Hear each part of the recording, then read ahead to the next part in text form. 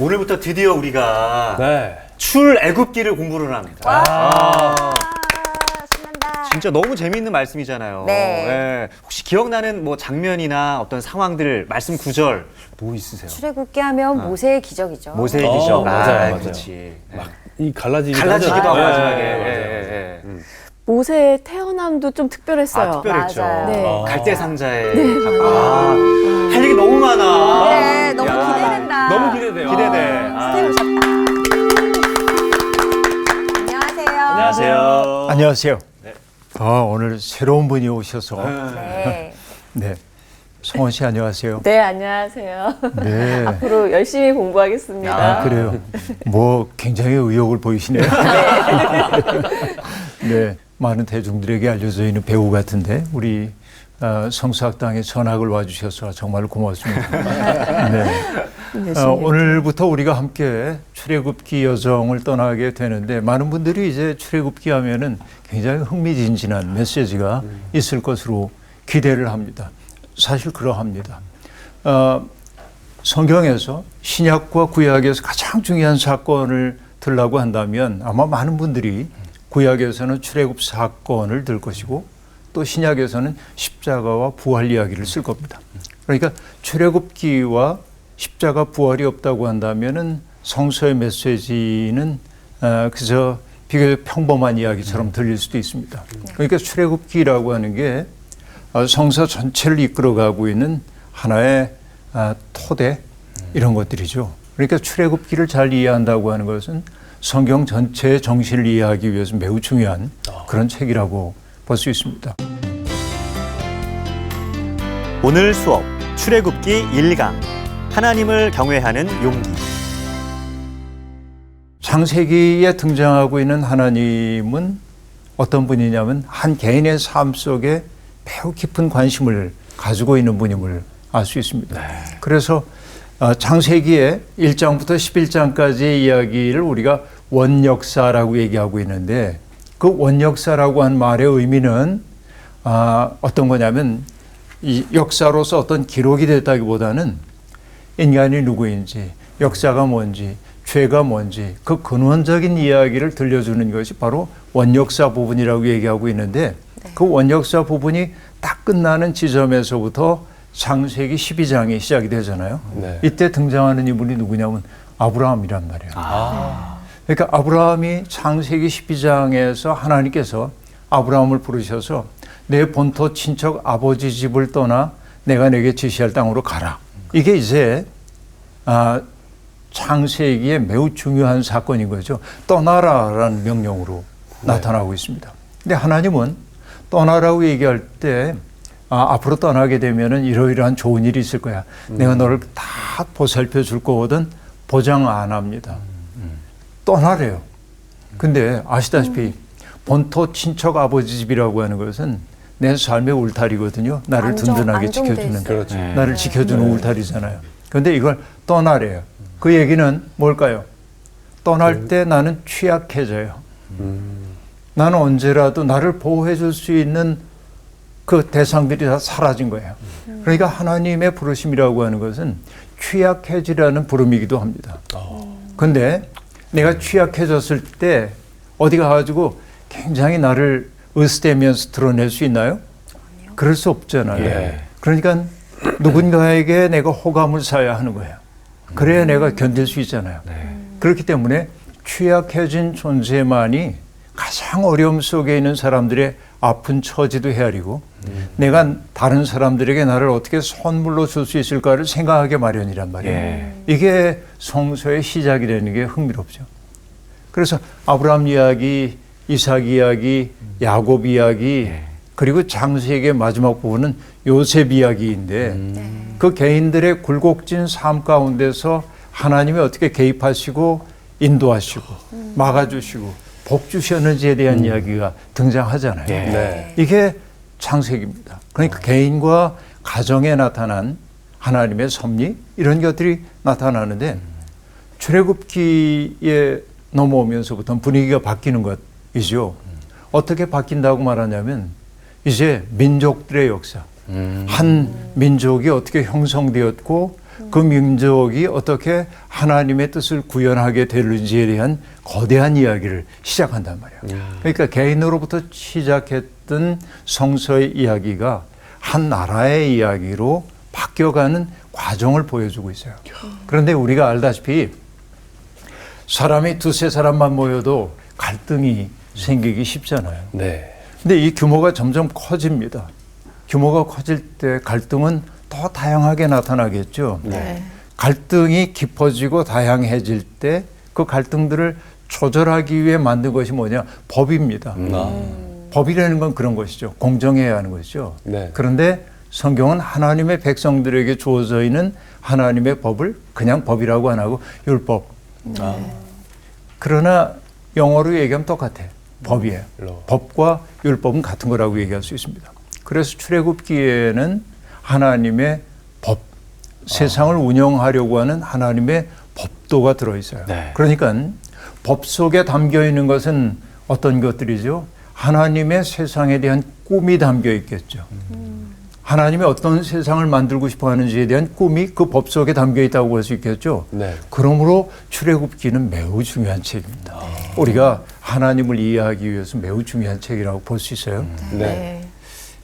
이제 좀 아시겠죠? 이 출애굽기가 왜 중요한지에 대한 이야기를 볼 수 있는데, 근데 여러분 출애굽기의 첫머리는 뭐로 시작되냐면 신음소리로 시작을 한단 말이에요.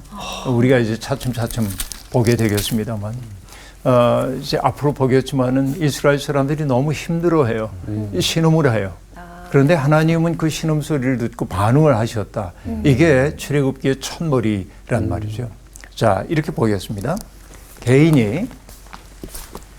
개인이 모여가지고 작은 공동체를 이루고 그 공동체가 조금 더 커지면은 사회를 이루게 되고, 그죠? 네. 사회라고 하는 게 커지면은 국가라든지 이렇게 제도가 등장하게 되는데, 저마다 다 윤리가 있어요. 지켜야 할 윤리라고 하는 게 있습니다. 개인 윤리도 있고 사회 윤리도 있고 그렇게 되는 거죠. 네. 그런데 이렇게 규모가 커지다 보면은 반드시 뭐가 나오냐면 지배하는 사람이 나오고 지배 계층들이, 네. 잘하고도 얘기하지만 지배 계층이죠. 지배 계층이 생겼으면 뭐가 생겨요? 피지배계. 피지배 계층이 생기게 마련이죠. 그런데 지배 계층들과 피지배 계층 사이에는 뭐냐? 계층 관계, 계급이 생겼잖아요. 네. 그러니까 이 사람들은 자기 입장에서 사람들을 지배하려고 하고, 이 사람들은 자기 입장에서 지배자들을 바라봐요. 여기에 갈등이 없을 수가 없는 겁니다. 그런데 하나님은 미묘하게, 출애굽기 하나님은 언제나 누구의 이야기를 더 귀 기울여 들으시냐면 이들의 이야기.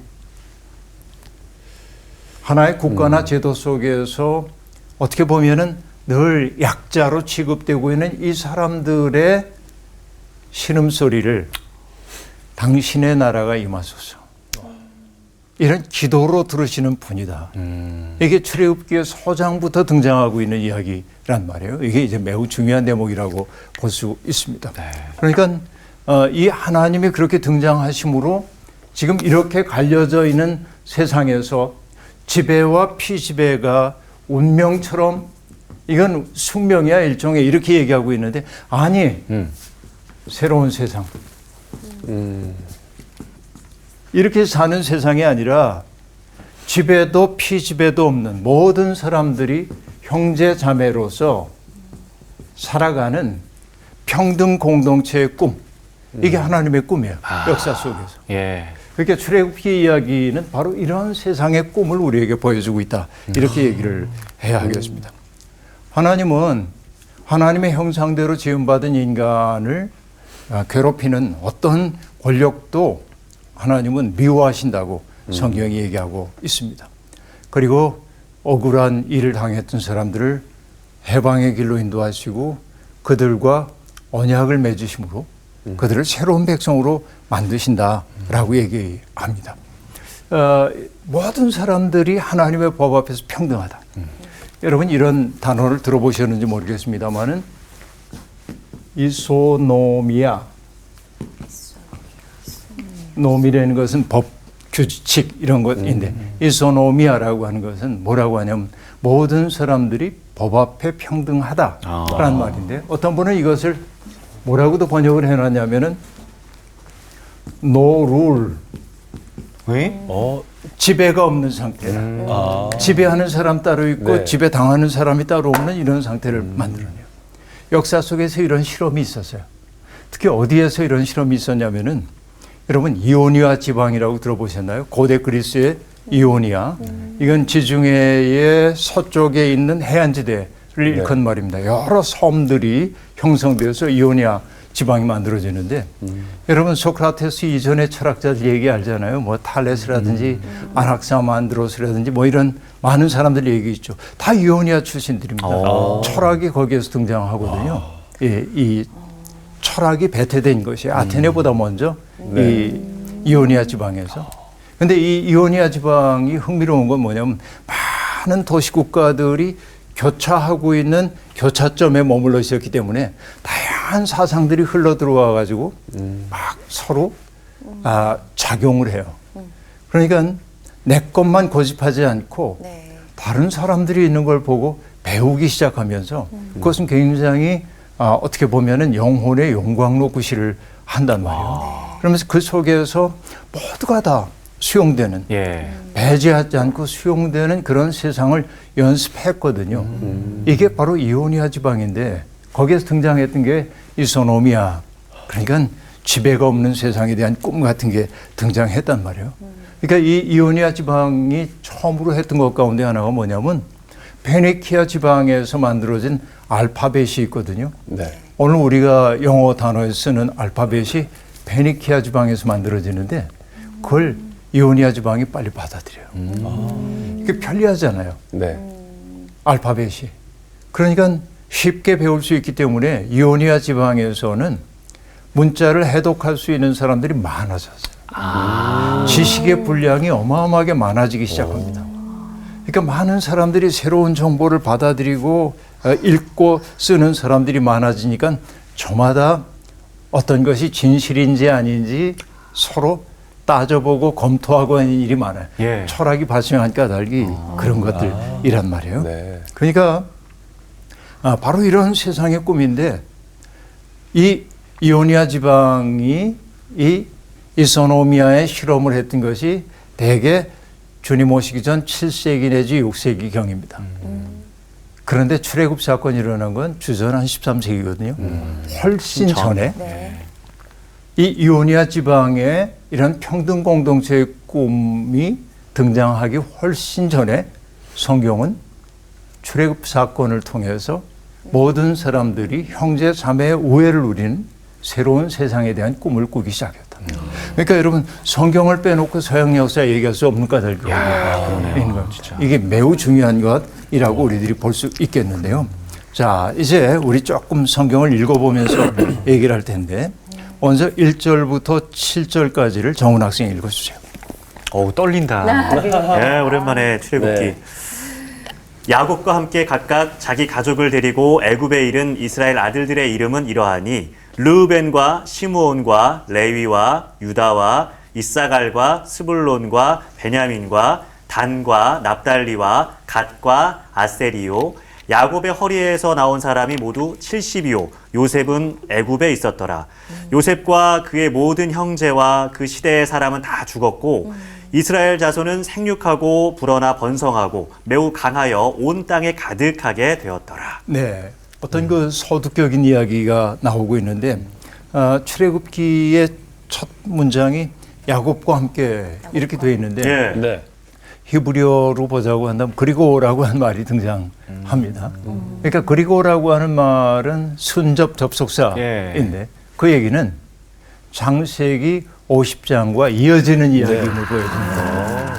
별도의 책인 게 아니라 이어지는 이야기임을 보여주는 대목이라고 볼 수 있겠고, 그러니까 야곱 일가가 가뭄 때문에 기근이 들어가지고서는 가나안 땅에서 애굽으로 이주하였고 요셉과 바로 덕분에 이주하여 살게 되었는데 오랜 세월 지나는 동안 굉장히 많은 사람들로 불어나게 되었죠.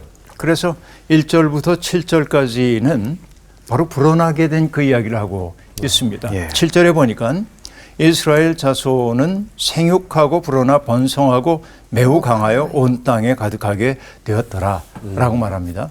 자, 여러분 이 얘기는 뭐냐? 그 율법의 조문이 613개 조가 있다고 얘기를 했는데 613조. 예. 그런데 613개 가운데 365개의 하지 말라와 248개의 하라가 등장합니다. 네. 그래서 613이에요. 365 읽으면 되죠. 매일 하지 말아야 될 거 매일매일.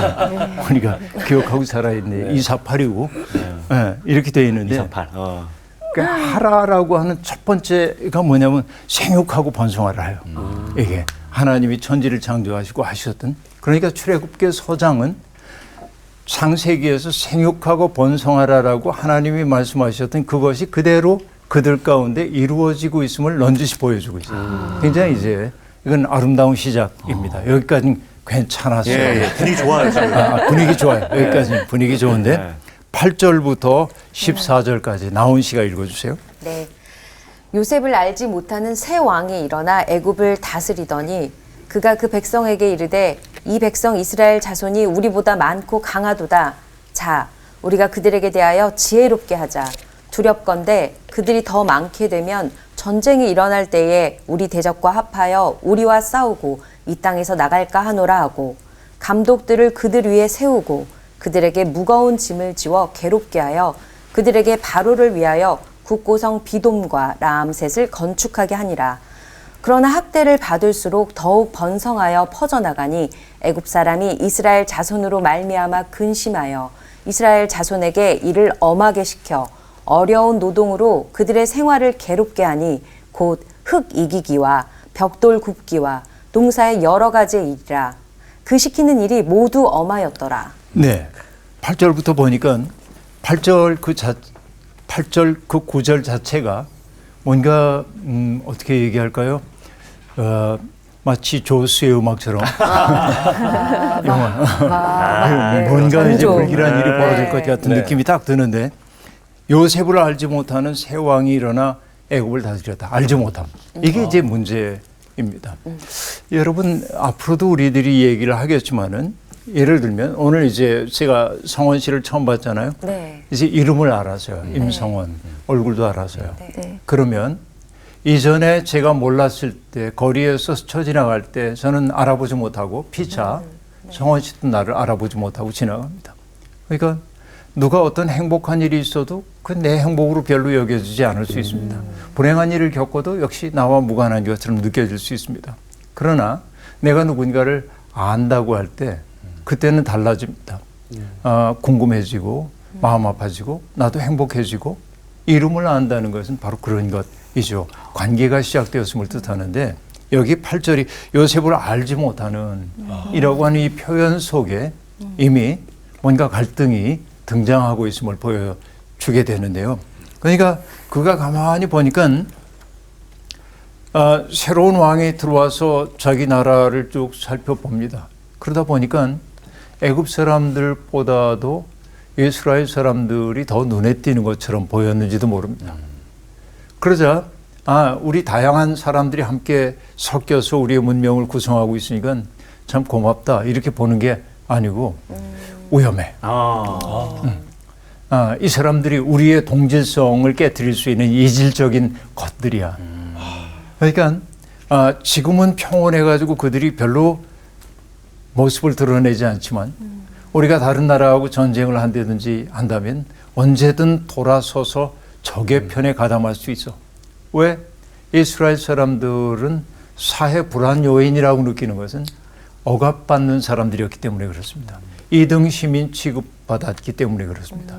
비국민 취급을 받았어요.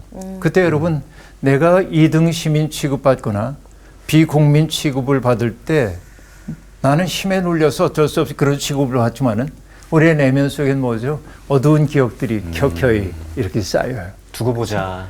두고 보자 이렇게. 그래서 그 지그먼트 프로이트가 얘기했던 것처럼 우리가 뭔가를 드러내지 못하고 이 속에 자꾸 담아두는 것을 뭐라고 하냐면 억압. 누르잖아요. 예. 네. 그런데 억압된 것은 사라지질 않아요. 뭘 해요? 여기 차곡차곡 쌓여 있다가 모습을 드러낼 때가 있어요. 그걸 뭐라고 하냐면 억압된 것들의 귀환, 그래, 귀환. 그것이 나타나는 거예요. 우리들도 그렇죠. 평상시에 이렇게 보면은 나온 씨 정말 착하고 그런데 늘 화를 낼 것 같지도 않은데 어느 순간에 정훈 씨한테 몹시 화를 내는 거예요. 어우, 당황스러워. 그럴 일이 아닌데 네. 그냥 평상시처럼 농담했을 뿐인데 그럴 일이 굉장히 아닌데. 아, 그럴 일이 아닌데. 그럴 일이 아닌데 아, 그럴 때가 있어요. 사람들은 네, 네, 보면 네. 우리도 살다 보면 맞아 있어. 때때로 당황해요. 네. 저분이 그런 분이 아닌데 화낼 상황도 아닌데 왜 급발진하시지? 아닌데. 뭐 급발진, 그렇죠. 급발진해요. 왜 바람이 불어? 이런 거. 바로 그게 뭐냐면 억압된 것들이 귀환하는 때라고 볼 수 있는데 쌓인 거구나. 그러니까 이게 개인에게도 그렇지만은 한 사회 속에서도 한 계층의 사람들이 억압을 받고 억압받고 그러다 보면 쌓이잖아요. 네. 나중에 이게 드러난단 말이에요. 그러니까 1950년대와 60년대에 미국에서 일어났던 아프리카계 미국인들의 민권운동 같은 것들이 억압을 당연한 것처럼 받아들였는데 쌓이고 쌓이다 이제 더 이상 억압당하는 거 안 할 거야. 이러니까 모습을 드러내잖아요. 네. 이게 역사 속에 있는 거고 이 애굽 왕도 생각해 보니까 이 사람들이 불안 요인일 수 있다라고 캐치를 했어요. 그럼 두 가지 방법이 나올 수 있을 겁니다. 하나는 이들의 억울함을 좀 덜어줘야지. 네. 그러니까 이 사람들을 조금 더 우리 애굽 시민들과 같은 권리를 누리도록 해주고 그들의 억눌렸던 마음들을 좀 풀어줘야지. 이렇게 가면 얼마나 좋겠소만. 세상이라고 하는 게 늘 그런 거입니다. 이들은 동화되지 않는 자들이고 위험한 자들이기 때문에 뭘 해야 되냐면 용수철처럼 튀어나오지 못하고 더 눌러야 돼요. 탄력성을 잃어버릴 정도로 확 눌러버려야 돼. 이렇게 생각을 하면서 그들에게 국고성 비돔과 라암셋을 건축하는 데 동원을 합니다. 그렇게 하면 그들이 너무 힘들고 그렇기 때문에 쇠약해질 거라고 생각을 했던 거예요. 그런데 12절이 뭐라고 말하냐면 그러나라고 하는 말이 참 중요한 말인데 학대를 받을수록 더욱 번성하여 퍼져나가니 애굽 사람이 이스라엘 자손으로 말미암아 근심하여 자 학대를 받을수록 더욱 번성했다. 이거 굉장한 더 끈끈해지는 건가요? 그 그렇죠. 학대 속에? 네. 그러니까 이제 애굽 자손 때문에 근심이 많아지기 시작합니다. 여전히 그러나 왕은 깨닫지 못합니다. 이스라엘 자손에게 이 일을 엄하게 시켜 더 엄하게 가는 거예요. 아이고. 그래서 어려운 노동으로 그들의 생활을 괴롭게 하니 괴롭히는 거예요. 줄어들도록 하기 위해서. 그래서 흙 이기기, 벽돌 굽기, 농사의 여러 가지 일을 시키는데 시키는 일마다 과중했다. 지나칠 정도로 비인간적으로 시켰다라는 얘기입니다. 요즘은 그런 경험들이 별로 없겠습니다만은 우리 어렸을 때 겨울에 막 봄이 올 무렵에 애들이 해야 하는 일 가운데 하나가 뭔지 혹시 아세요? 답청이라고 들어보셨나요? 답청. 답청이요? 예, 보리밭 밟기. 겨울을 지나고 나서 보리가 이제 겨울에 자라는데 이게 이제 그 얼었다가 해독머리에 뿌리가 위로 이렇게 올라오면 죽기 쉬워요. 얼어서. 그래서 애들이 해야 하는 일이 뭐냐면 그 싹을 밟아주는 거예요. 이렇게 팔자로 해가지고 밭고랑 위를 걸어가면서 밟아줘요. 그래야 뿌리가 단단히 내리기 때문에. 그러니까 겨울보리를 볼 때마다 참 고마운 게 뭐냐면 짓밟힐수록 오히려 더 푸르게 봄이 되면 자라나는 거죠. 이런 것입니다. 바로 이게 요즘 유행하는 말로 얘기하면 꺾이지 않는 마음. 네. 꺾이지 않는 마음이. 맞네요, 진짜. 그죠? 네. 영어로는 이런 것을 grit이라고 얘기하는데 Great. 들어보셨나요? grit, G-R-I-T, 이 grit이라고 얘기를 하는데 투지, 끈기, 불굴의 의지 이런 뜻이에요. 어떤 사람들을 보면은 끊기지 않는 거예요. 의지가 꺾이질 않는 거예요. 근데 그들의 특색이 있어요. 그리스를 가지고 있는 사람들의 특색이 있는데 회복력이 있어. 그러니까 어떤 충격을 받아도 그 충격으로부터 금방 충격을 흡수해서 자기답게 회복할 수 있는 회복력이 있고 그 그리스를 가지고 있는 사람들의 또 다른 특색은 뭐냐면 내가 바라는 게 뭔지 내가 원하는 것이 무엇인지에 대한 분명한 지향을 가지고 있어요. 그것 때문에 그들은 어려움 속에서도 무너지지 않아요. 그래서 서양 속담에 왜 사는지를 아는 사람은 어떻게든 살 수 있다 이런 말이 있거든요. 바로 그게 그레이스를 설명하고 있는 단어라고 볼 수 있겠습니다. 그러니까 히브리인들이 이런 그레이스 있었는지 그거는 잘 모르겠지만은 성경은 그런 얘기 한마디도 하지 않고 예. 학대를 당할수록 오히려 번성했다. 네. 이게 굉장한 이게 진짜. 얘기를 하고 있습니다. 그러자 여러분 당황하니까 자꾸 이제 엄하게 시켰는데 예. 점점 어려운 노동으로 괴롭게 했지만은 그러나 일의 강도를 아무리 높여도 그들이 무너지지 않는 거예요.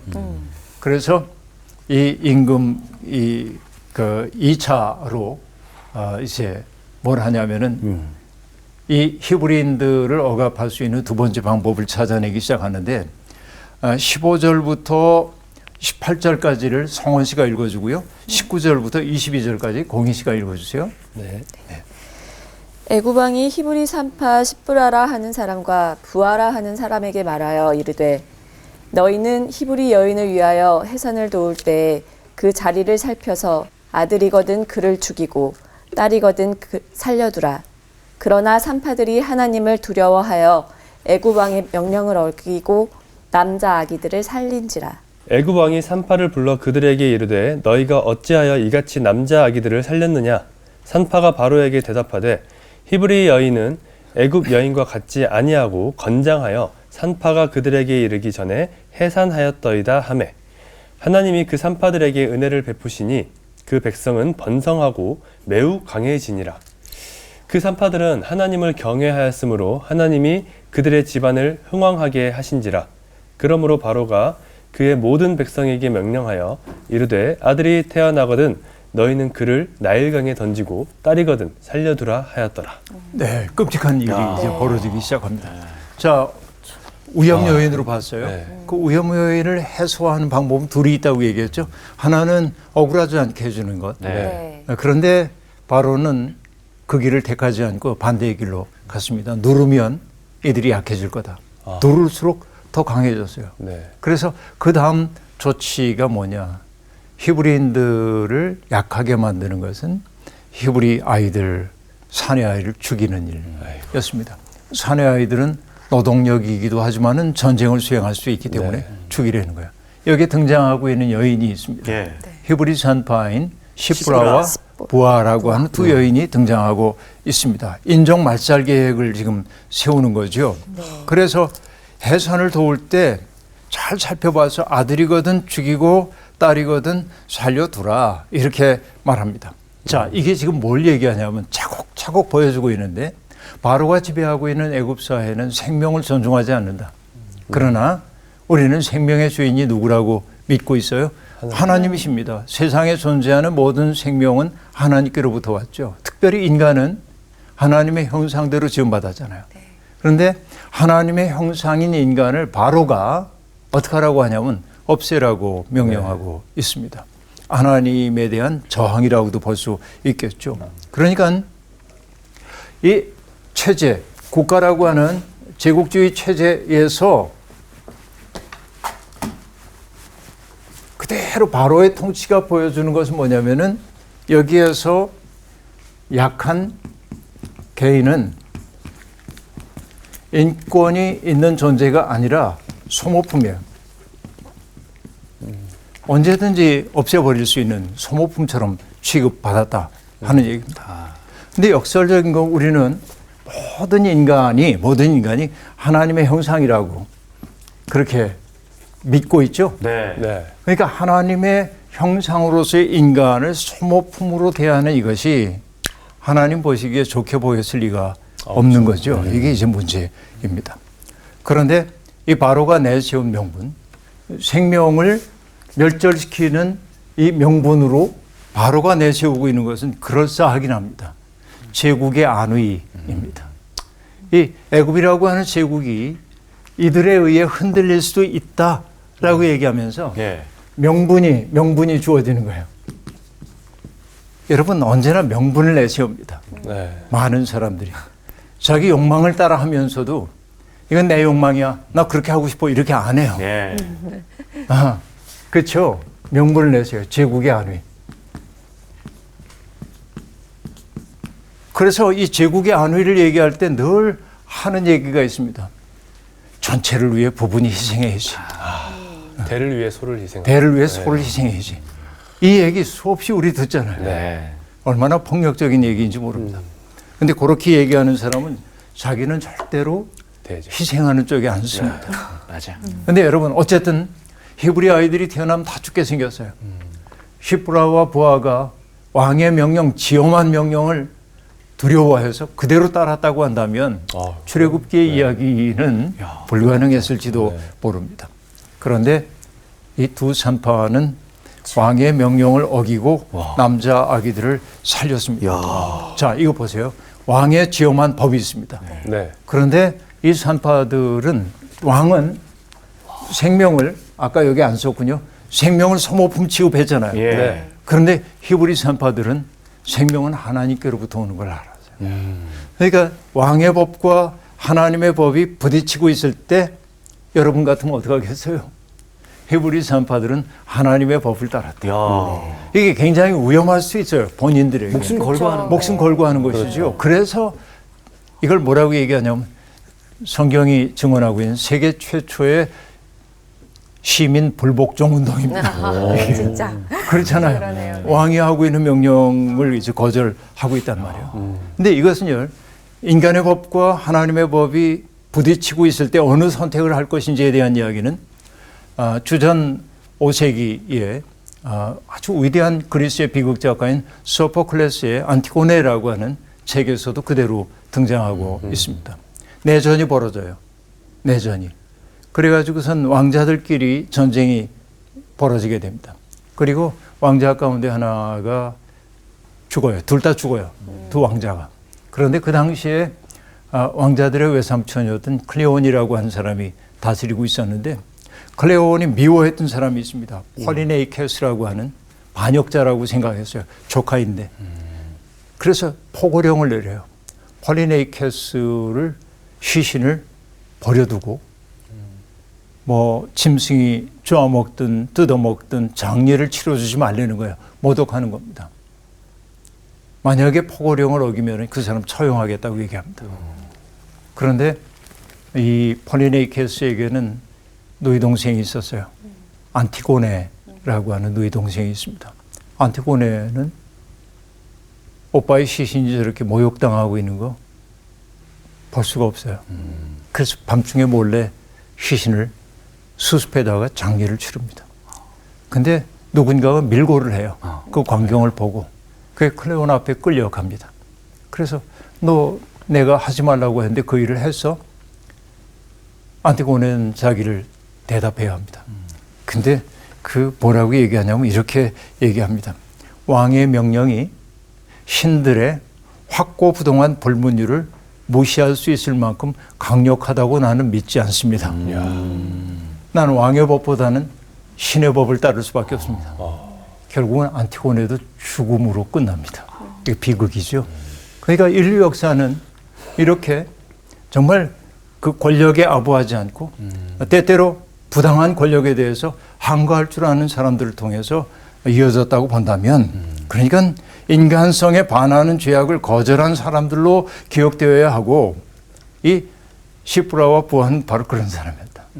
그 왕이 이 두 산파를 불러서 왜 내 지시를 따르지 않았냐고 묻습니다.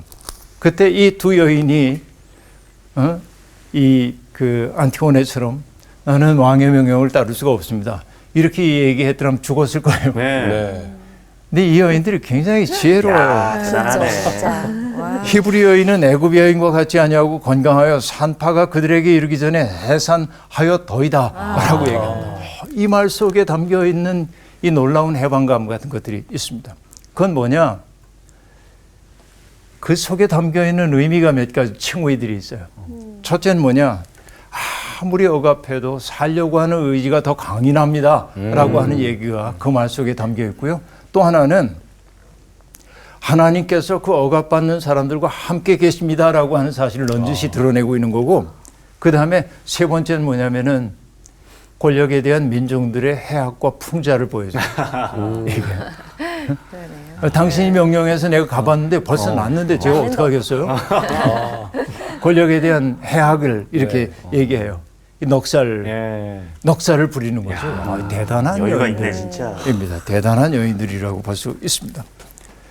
그래서 이렇게 끝났으면 좋을 텐데 뭐라고 얘기하냐면 더욱 위협이 가중되기 시작하는 거예요. 물론 이제 그 산파들은 하나님이 복을 주셔가지고 그들이 아주 그 번성하고 강해졌다고 얘기를 하고 있고요. 네.